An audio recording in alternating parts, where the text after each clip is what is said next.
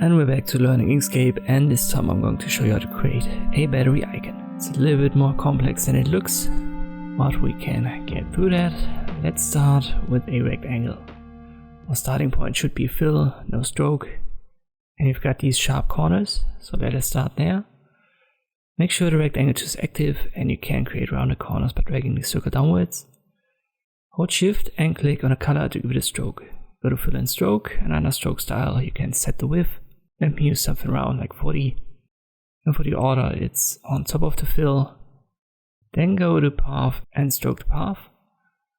Ungroup it by pressing Shift Ctrl G, and we've got these two objects.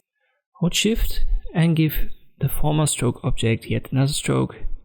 But this time set the order differently using this icon, and once again path, stroke the path. We've got 3 objects now. Hold shift and then click on the 2 former stroke objects, then go to path and difference. And you've got this cutout, but be careful, there's another stroke beneath it. So the best way to deal with it is to drag it out and path and break apart. Use the outer one, delete all the other ones, and then get rid of the fill and add a stroke.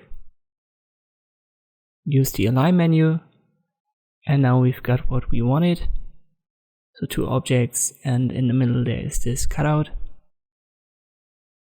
Now we want to create more rectangles. So going to be horizontal cutouts.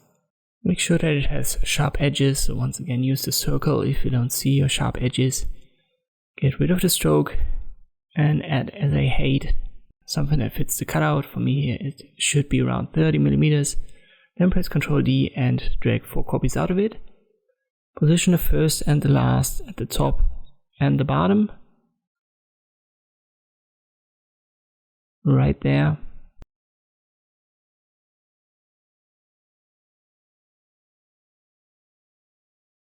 Then shift click on all of them.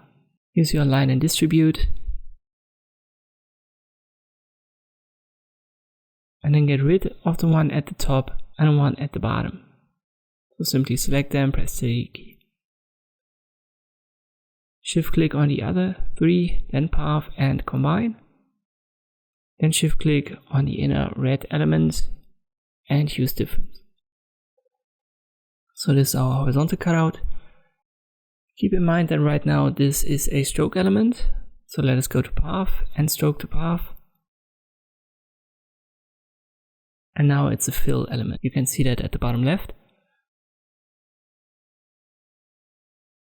Use the rectangle tool again. Drag something like this. Object align and distribute once more. Shift click on the red element and then align it. Then go to path and union. Now we can go to path effects and use the corners right here. Use your nodes tool and make it round at these positions.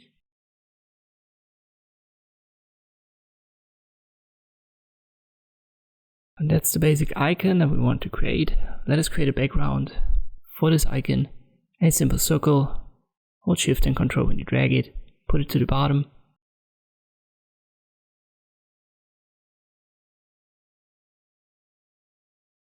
Let me shift click on the black one here to deselect it, and I group the rest, pressing Ctrl G, then select all, object align and distribute, put it to the center. Let me use a different color combination.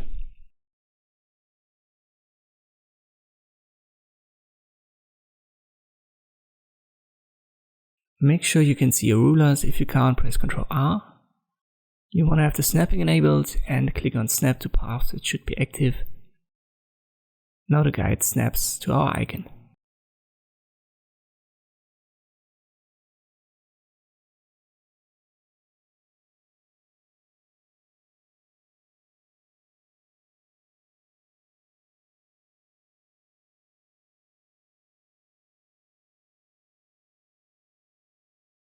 It should be fine. We need the Bezier tool now.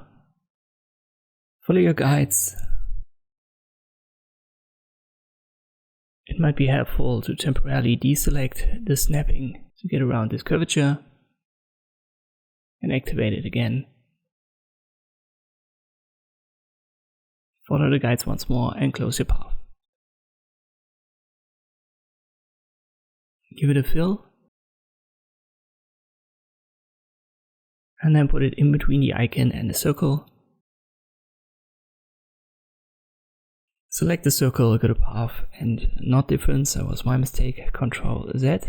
I select it again, holding shift, path and division. And now we've got a shadow. Go to edit and delete the guides. But to be honest, I'm not very happy with the color combination here, so let me try something different. Maybe I'll just make the icon white. And I use different shades of blue. And it looks way better. So I'll keep that, Ctrl G to group it. And this is how you can create such a battery icon in Inkscape. Thanks for watching and I'll see you next time.